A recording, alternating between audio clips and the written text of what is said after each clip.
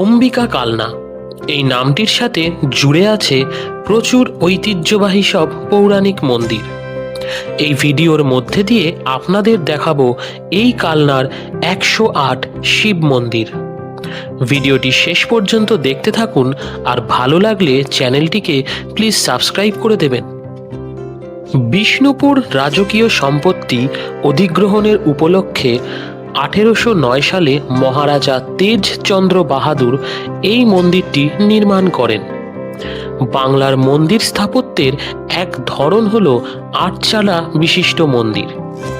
এই মন্দির কমপ্লেক্সটিও আটচালা কাঠামোর একটি মন্দির এবং দুটি বৃত্তের মাধ্যমে মোট 108টি শিব মন্দির আছে, যা জপমালার 108 পুঁতিকে বর্ণনা করে। নবকৈলাস নামে পরিচিত এই মন্দিরে আভ্যন্তরীণ বৃত্তে মোট 34টি মন্দির আছে, যেখানে সবকটি সাদা শিবলিঙ্গের মন্দির, এবং বাইরের বৃত্তে মোট 74টি মন্দির আছে, যেখানে সাদা ও কালো শিবলিঙ্গের মন্দির মেলানো মেশানো আছে। এই মন্দিরগুলি সবকটি টেরাকোটার কাজ দ্বারা নির্মিত এবং মন্দিরগুলির গায়ে রামায়ণ, মহাভারত এবং আরও বিভিন্ন রকমের দৃশ্য বর্ণনা করা আছে।